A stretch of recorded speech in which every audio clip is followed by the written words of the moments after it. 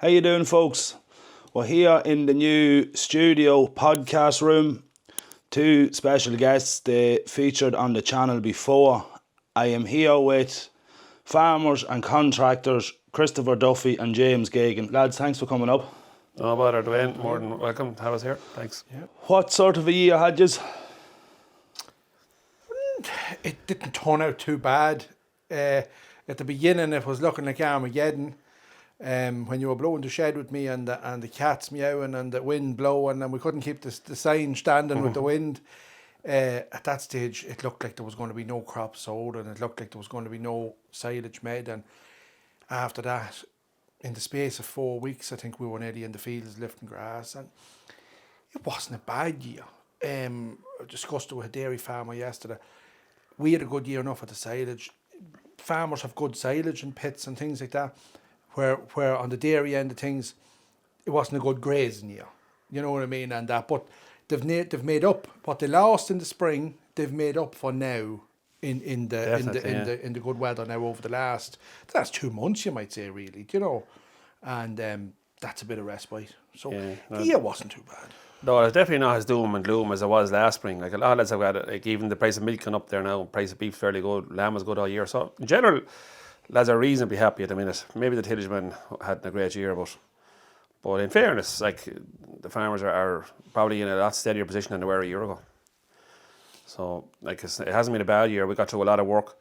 We got a lot of extra work and we held all our work, so we're happy. Yeah, no, it was a good out year and every side of the business went well, so roll on. And we are 3 weeks out from an election. What's the thoughts or the views? How are we going to fare out here, or what's happening? How long have you got? Yeah. Oh, well, it's a huge, very important election for the country. And there's a lot of people being hoodwinked at the minute. And we have the two big parties going around throwing out money as if it was falling out of the sky, promising everything. And if you go by their track record, why couldn't they do all this when they were in power?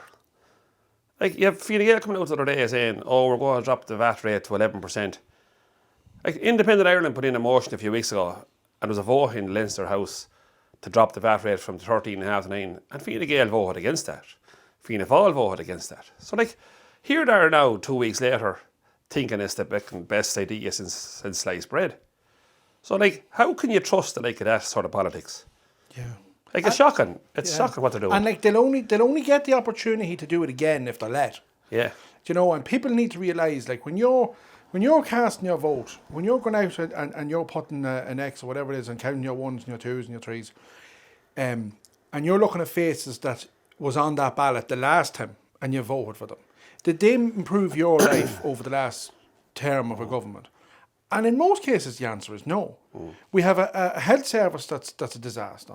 We have schools with children that can't get into the local schools. There's no buses. There's look at the housing mess. I was speaking to a man on a building site in Dublin recently who is 13 years on the housing list. And he said, you feel embarrassed saying them things to people because people say, oh, when you think in 13 years you'd have been able to buy a house. This man was married 15 years ago and had a house and had a divorce, and he just wanted to explain it to me. And this is thousands of people, hundreds of thousands of people that had to sell their house, and he is renting for the last whatever amount of time. He's 13 years on the housing list, and he was pointing over at foundations being dug for houses. And he said, look, I'll be still on the housing list, and probably somebody that isn't even in the country yet could be living in that house. And, you know, that's the like, who's he going to vote for? If he goes out and votes for Fianna Fáil or Fine Gael, well, you know what? To hell with him. You know, you have to vote for change. And if somebody does bad work for you, if you brought a man in to paint this room and he made a total disaster of it, it took him twice as long as it should have to do it and charged you twice what he agreed on, were you going to get him to paint the next room? No, you were going to get someone else. And people need to remember that when they're casting their vote. They have to go for change. And, you know, and if you don't vote, well, I'm afraid You know, you have no opinion as far as I'm concerned. I had this argument with a couple of my friends there over the last while, and lads in their mid to late 20s. You know, I see you're registered to vote. No, sure, what fucking, why would I bother? And one of them actually said to me, sure, what difference will my vote make? I says, yeah, but if there's 100,000 people like you, it'll make an awful difference. Yeah. Yeah, no, you need to get out to vote. Everyone needs to get out to vote. It's probably the most important vote ever, and especially for young people. And we'll go back there to the housing crisis. There's 100,000 40-year-old people less owning their house now than 10 years ago. Now, what that means is 10 years ago, a 40-year-old had his house bought. He had his mortgage got in his 30s. And by the time he was retiring at 65, he had his mortgage paid. He's got into his 40s now and he still hasn't the house bought. He'd be retired and he hasn't his mortgage paid. So he's never going to get to buy a house. And it has been actually Fine Gael policy to sell all the new housing estates. And they're talking about building 30, 40,000 houses a year. They're giving the vulture funds first preference to buy them. And they say, oh, we need them to come in as investors. They're building the houses and they're not selling them to the people that need to buy them. They're renting them out from 2.5 to 3 grand a piece in Dublin a month. That leaves you paying that rent you can't save up for a mortgage. So you can never buy a house. Now, it's all right paying 2.5 and 3 grand a month rent when you're earning 100 grand in Dublin. But when you retire and go on a pension, how are you going to pay that? Mm-hmm. So there's a time bomb coming down the road of nobody being able to own their own house. And you'd have to question the politics behind that. Now, that is out and out Fine Gael policy and probably Fianna Fáil policy, but definitely Fine Gael policy. And there's not a word about it. And they're going around canvassing now, but they never say anything like that. Like, I was watching a young candidate today. He's going on for Fianna Fáil in Galway, I think. And his election promise is that you get a tax write-off against your gym membership. And here he is doing a big TikTok today, advertising a tax write-off on your gym membership. Like, I must look for my receipts. Yeah. And I could do it too. But like, here's a young guy. He's only in his late 20s, going on for Fianna Fáil. And his most important point today is a tax rate on gym membership. Like, he never said a word about house. But see, he hasn't a clue. And we've discussed this on numerous occasions. And Michael O'Leary said it last week. Now, I'd say Peter Borker, if he could get a time machine, he'd decide not to bring Michael O'Leary out to launch his campaign. But Michael O'Leary said we have enough teachers in the Dáil. And it was taken out of proportion that Michael O'Leary was insulting teachers. He wasn't. Michael O'Leary was saying teachers are teachers. You know, like an accountant is an accountant or whatever. Mm. But what he means is, and this is my take on it, and I have cousins that are teachers and everything, and if they're insulted, what about it? I never mind insulting anyone. But if you're a school teacher, right, you go to school, you go to college, you become a teacher, right? Then you start teaching. Your wages is in your account every month. You get every single bank holiday off. You get every weekend off. You get the biggest holidays there are in the country, in any profession. If you're sick, you don't have to go in. Even if you're a tiny bit sick, you don't have to go in. And let's face it, you could be the worst teacher in the country and you're not going to get sacked. Then you do that for 20 years. So at this stage, you were qualified in your mid-20s or whatever. Now you're 45. And all of a sudden you take an interest in politics. Mm. And all of a sudden you run for politics for Fianna Fáil or Fine Gael.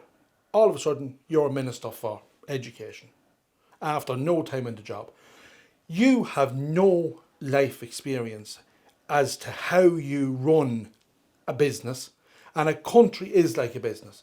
And it's like the school buses. There was contracts not signed for school buses until the schools were already a week or two into the first term there in September. Somebody that has a business past would never allow things like that to happen. People that work for themselves in a lot of cases, and I'll take my own for example, we always have to get the job done because we're dependent on it to survive. If we're broke down, we get help from somebody. If we're, you know what I mean, James, you would have been bothered trying to someone machinery. You rang me, you rang other lads, we got the job done. If I'm in bother, I ring other lads. We don't just stop. We don't just say, well, we can't do that. Don't go home at 3:30. No. And that's the difference. We need people that have experience running businesses. And solving problems. Yeah. And being able to think on the move and being able to go, right, what do we do? How do we get this sorted? Who do we ring? Do you know what I mean? Somebody said to me today about houses, that we have thousands and thousands, maybe it's hundreds of thousands of houses empty, owned by the county council, and nobody in them. Get them turned around and get people into them. Do you know how hard can it be? These houses are built. They don't need planning permission. They don't need anything. But these people don't seem to be capable of getting stuff done. And then they come out and they say, oh, we're going to build 50,000 houses. And then somebody else goes, oh, we're going to build 60,000 houses. Like, where's the builders? There's no builders to build them anyway. So they can't be built. Simple as that. Yeah. Like, you don't just ring up, drop us down 10 houses, you know? Like, it takes 5 months to build a house, start to finish. So, like, I'm after watching the last few nights there now, all the politics shows and the Tonight Show and all them. And they're all debating, oh, we're going to build 30,000, 40,000, 50,000 houses. Sure, they can't build them. There's no one to do anything. Like, they'll be very lucky to hit the 30,000 houses a year and stay ahead. Because there's no young people going into the building game. You know, it's just too hard to work. There's just too many easier ways of making a living. And a lot of the builders have emigrated. They're all going away, in Canada and England, and I actually seen on Facebook there's a group in Australia of Irish nurses. Yeah. That want to come home. Yeah, and they're asking why can we come home? You know. Yeah, but we did. We asked Irish nurses to put on the green jersey, and we looked for them to come back, and we brought them back, and then we treated them like dirt. Yeah. They had nowhere to live. They had no nothing, and they said that they came back during the COVID. Yeah. And HE wouldn't even get them a job. Yeah. Do you know, like, and government, remember this too. It's like the time. It's all about seats. Nothing matters over the next couple of weeks, only getting seats. Enda Kenny, when he was Taoiseach, brought, wasn't it, George Lee onto the ticket. George Lee, we were looking at him, and we did have confidence in a lad like George Lee because he was an economist and he was throwing out figures night and day. Enda Kenny approached him. He ran in some part of Dublin. He did, and he got elected. And he got elected. Not once. He stayed there for about a year. And then he pulled out. Not once in the time he was there was he brought into a finance meeting or did Enda Kenny even look to speak to him. No. But he got them to seat. And this is what's happening over the next while. There's videos, there's TikToks and there's Facebook videos at the moment.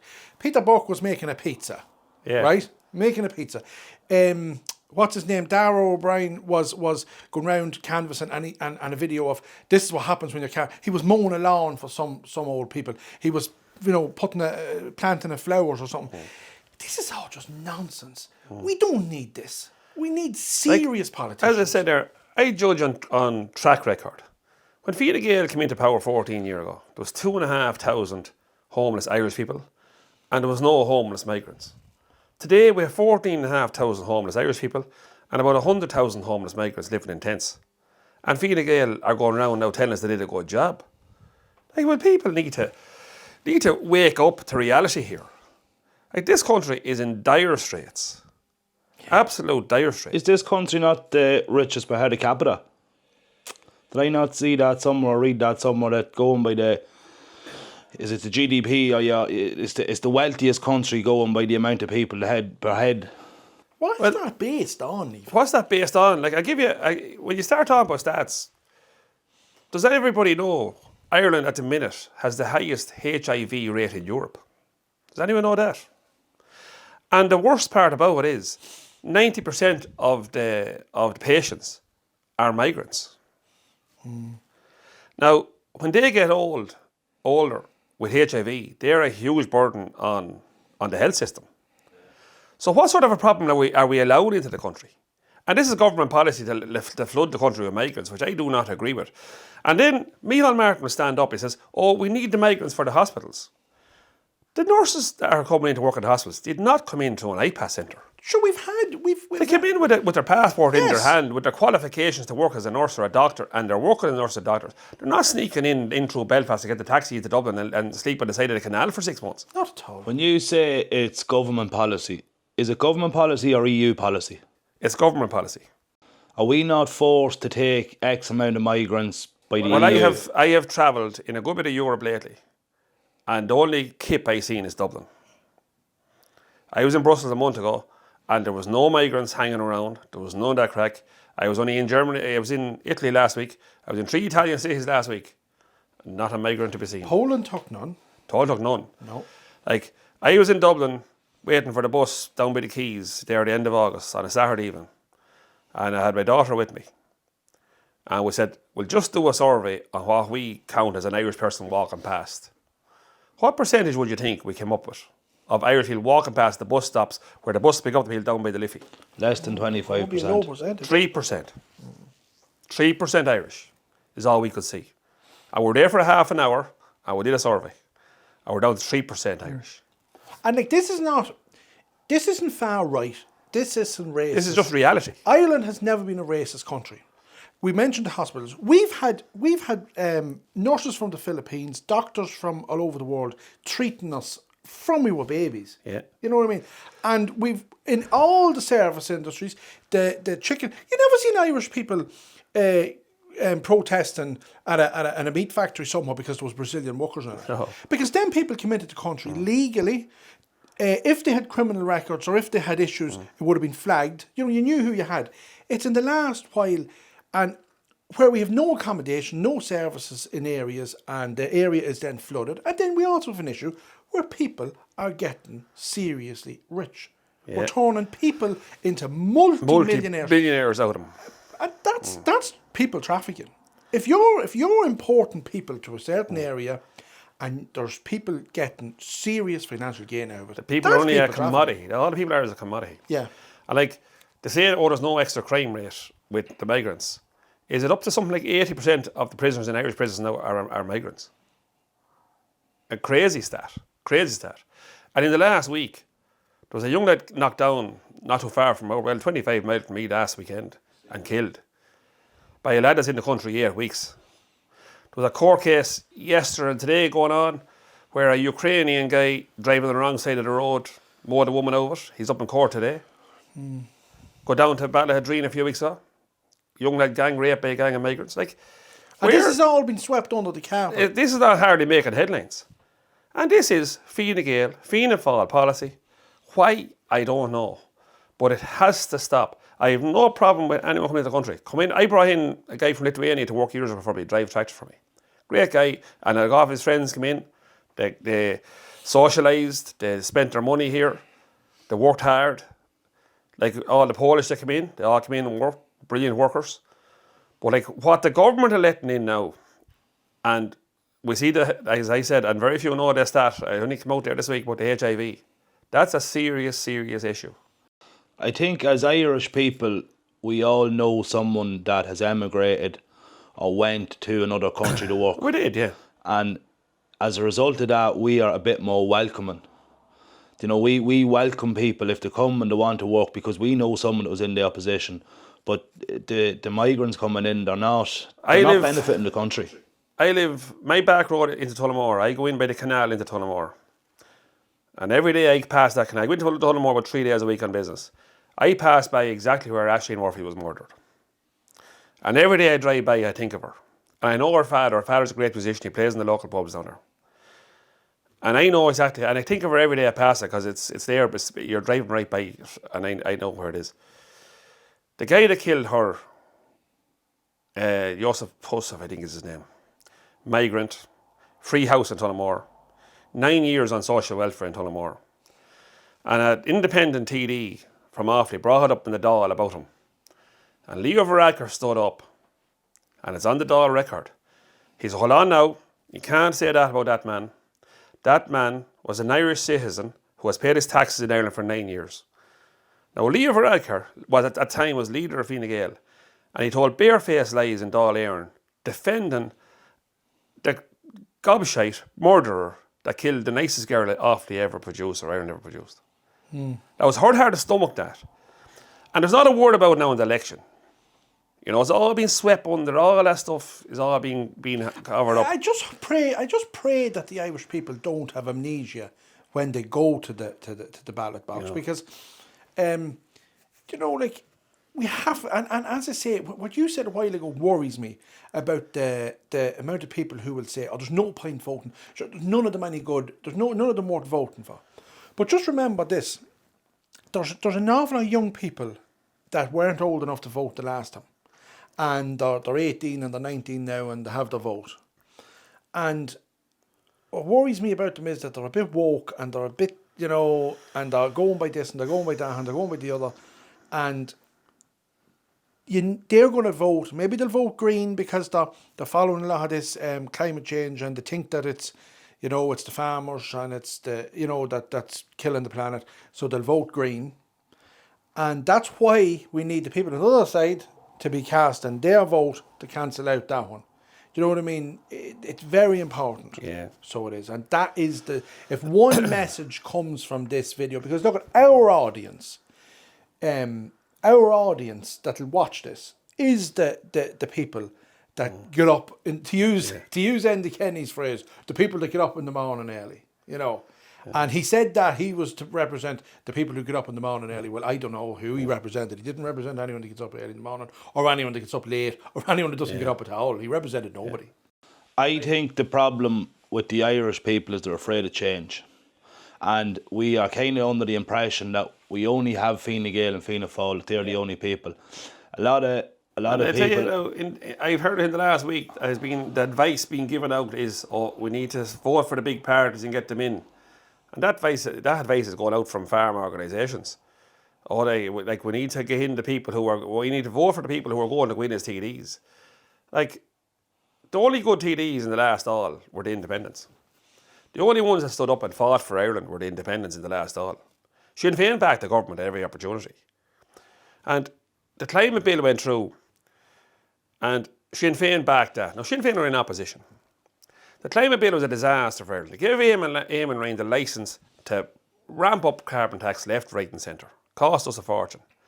I pleaded with Matt Carty from Sinn Féin not to vote for that. I said, Matt, if you vote for that, you're going to lose the rural vote.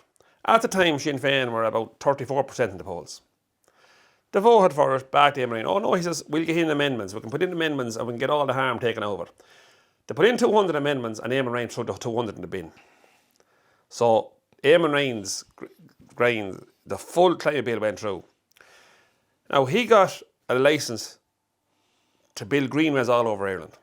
He got the government to bring in a law that they can CPO farmland for greenways. And that can go on for years to come now. And it's going on around the country now where they're CPO and farmland for greenways. What's CPO now? Compulsory purchase order to take land off farmers to put a cycle track through it, right? They're widening out the footpaths in every town. They're widening out the hard shoulders some of the roads for cycleways. It's all for Eamon Ryan. It's all for bicycles. But there's a company in Dublin called Irish Safari Cycles who run a tourism business bringing in tourists to cycle on our greenways. They supply you with the bike, the packed lunch, the map. Here you go. Cycle here, cycle there. What county do you want to go to? They'll set you up. Does everybody know that Eamon Ryan owns the company? He owns Irish Safari Cycles. His sister runs it. So what Eamon Ryan has done in his 5 years in power, he has got the government to take a venue for his business off farmers and give it to him. And the government paid for it. And this is how clever Eamon Ryan... If people think Eamon Ryan's an egot, Eamon Ryan is one of the cleverest politicians in the Dáil. He has got the Dáil to build him his business. He has got the Dáil to build cycleways all over the country. So the Irish Safari Cycles, you can Google them there, they have a great website, or package holidays on bikes. They fly them in airplanes. And here's Eamon Ryan talking about saving the environment.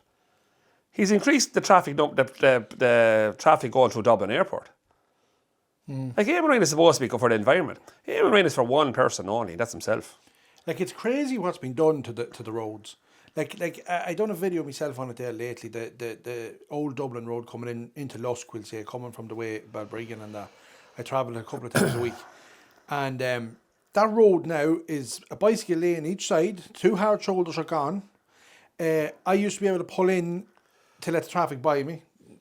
Whatever's behind me now is behind me the whole way. If there was an emergency, if there was fire brigades, if there was ambulance or nothing, you can't get out of the way to let them by you. Oh. And in the last 6 weeks or so that I've been travelling that road, I saw a bicycle on it once. That the lane, the hard shoulder was there, it existed anyway. How much did that cost? Do you know what I mean? How much did it cost? I have nothing. We have greenways in our area.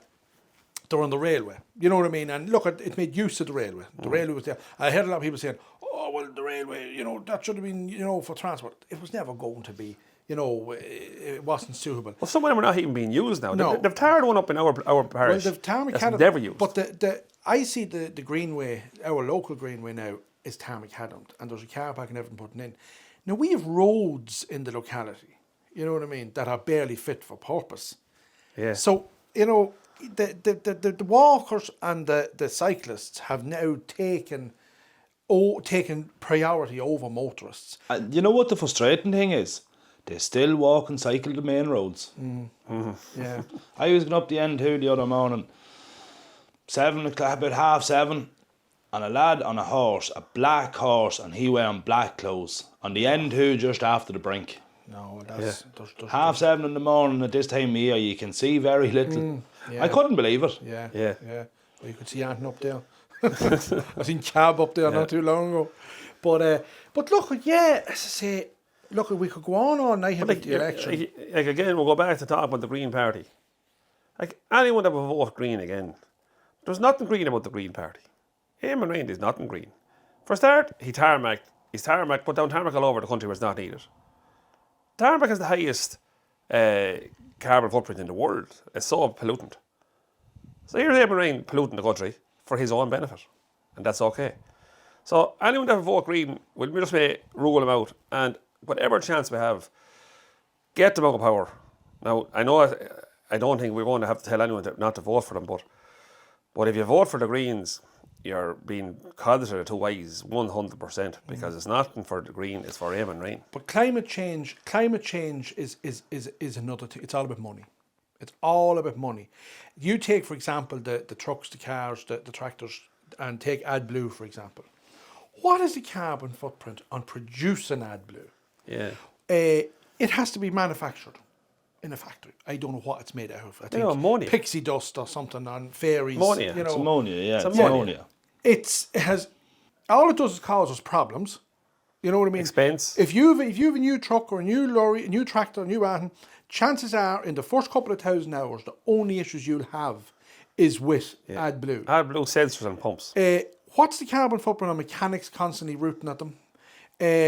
Packaging AdBlue, barrels, all plastic containers. They're blowing around yards everywhere. ICBs, then you're buying it. Now, obviously, then there's a business there remapping it and getting rid of it. Do you know what I mean? Because you have to. It's the only way you'll get the production back in a yoke. Then you have this whole thing about, going back to our line of work, the slurry spreading and the less.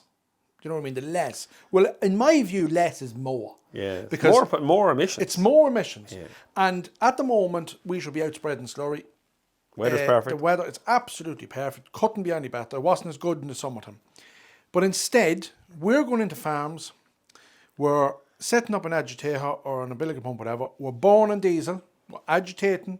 As we're agitating that slurry, there's emissions leaving the tractor. As we're mixing that slurry, there's methane going into the air, whatever you have. And we're pumping that to another tank, right? As we pump it in there, there's more gas leaving it the whole lot. Then we have to come back in the spring, and we'll do that several times over the winter. Then we have to come back in the spring and spread that again, right? Where the slurry is thick, we now have to add water. We have to mix it for twice as long to get the slurry suitable to go through the dribble bars, to go through the macerators to do a good job. Now we're discovering that the dribble bars are not doing, they're causing more harm. There's actually silage pits contaminated. Because we're bringing slurry back in There was one dairy farmer that grass. we stopped taking and collecting his milk. There was so much contamination in the grass got into the milk. Antibiotics showed up in the milk from the dribble bar. So his milk had to be dumped for months. Now, like all this equipment, slurry spreading used to be a very simple job. You know, you had a slurry tank, you had a splash plate, you had an umbilical, as I say, the only difference with the umbilical system now is the tractor's not covered in slurry because it used to be blowing back on top of us. I do like the dribble bar for that kind of things. But dribble bar is a very expensive machine. Buying it actually isn't the most expensive part. Maintaining it is expensive. And the funny thing is, like, this is government policy to bring down emissions in agriculture. And does anyone know how a sewage treatment plant works? The big round tanks with big stirrers in them. The reason for the stirrers is to keep it stirred, to release the ammonia and nitrogen into the air. So the county councils are putting all the money up in the air to purify the water before they let the water into the local river. And here we are doing the very opposite. They're making us not put anything up in the air, try and get all into the ground, and then they turn around and do the complete opposite.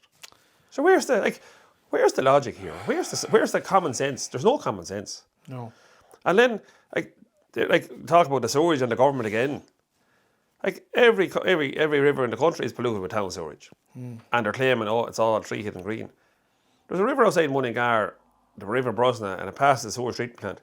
The water is crystal clear it'll come into the plant, and once it goes by at the minute, it's met in the middle with green weeds. Now that river is passing all tests done by the EPA. Government body are passing it, and then they're blaming the farmer a bit further down the road. Yeah. Farmer gets hammered at all opportunities by the current government policy. And I don't know, do they want us at all? Do they want farmers at all? And things like this saying here, no farms, no food, because I don't know, I was in Brussels, I had a meeting a few weeks ago, and all they were talking about was cuts to production, nature restoration laws, soil structure law, big one coming in, which is very serious if it gets in, and will get in. I said it about there. I said, all you're doing is cutting food production here and putting farmers up. It's like, where are you going to feed yourselves from?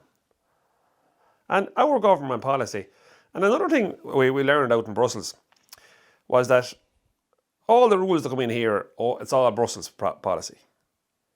We were at a big meeting out there, and the guy doing the talk, working in Brussels, said they're totally wrong. He says, a lot of the rules brought into Ireland are not coming from Brussels, they're coming from Leinster House. How would we know that? Yeah. He said, for example, he says they're trying to ban peat harvesting in Ireland and they're blaming us an EU directive. He said there's no EU directive in Europe about peat. It doesn't exist. They're talking rubbish. But I said that's only an example.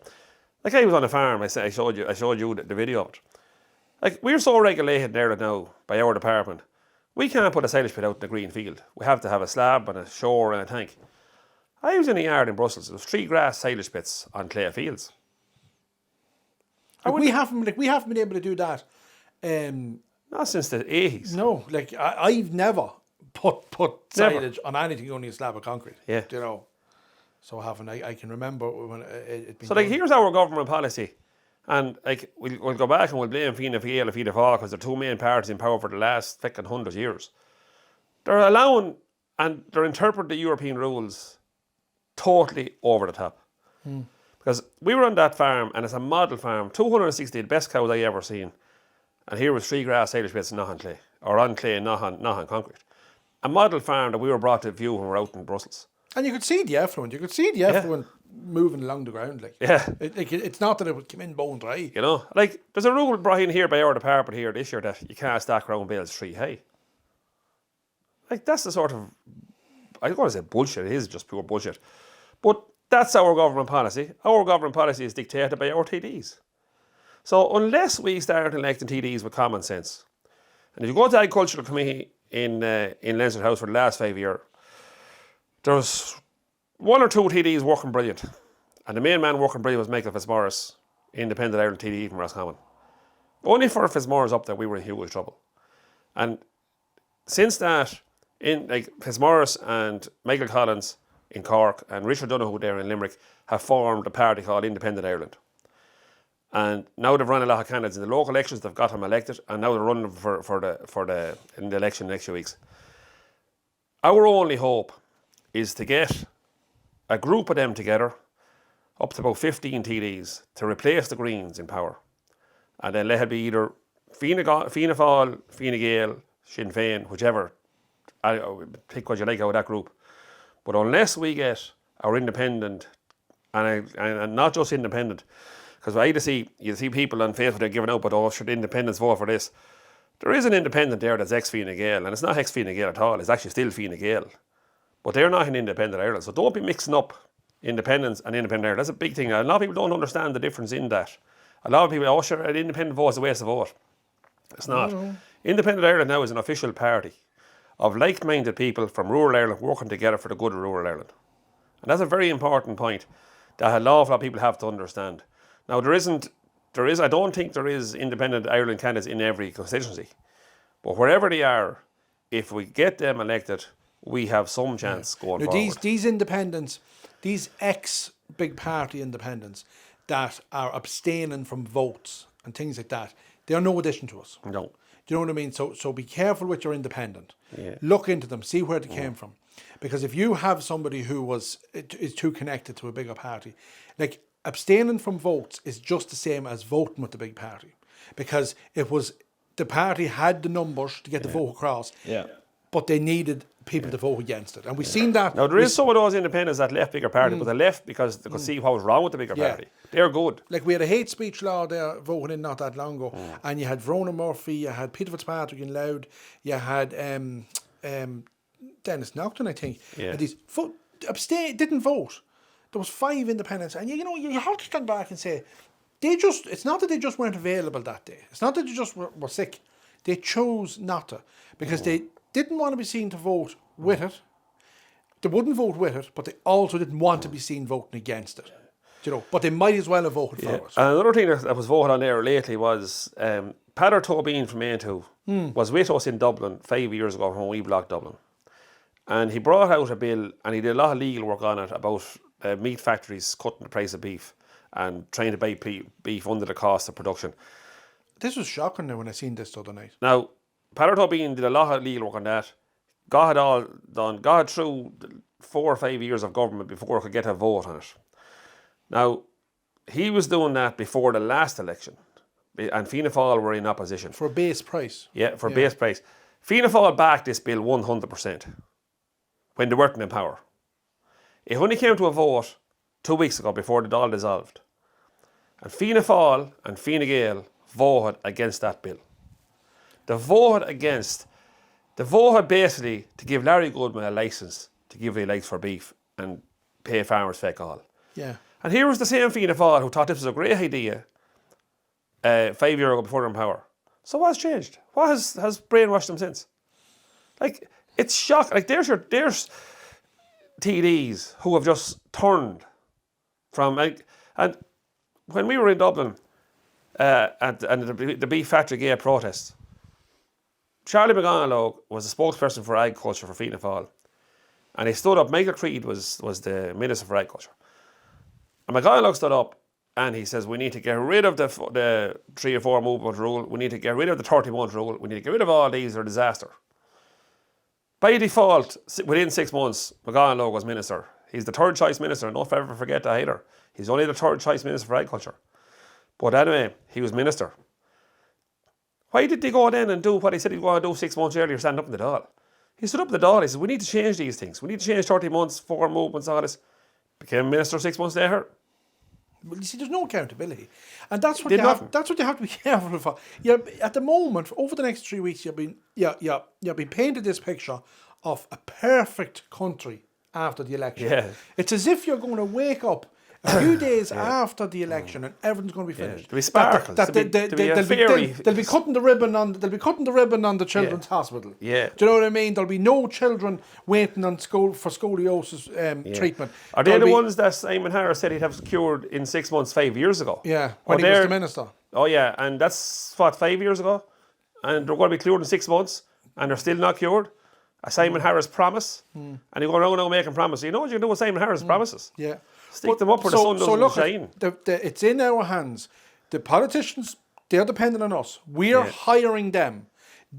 We employ them, and stop bowing and courtesy into them. Hold them to account. We have electric gates at the house, and we are leaving them open at the moment, so that they'll come in. I doubt too many will win your house now, Chris. Now, when I get them in, I'll shut the gates. And on that note, we're going to cut this video short. Come back for part 2.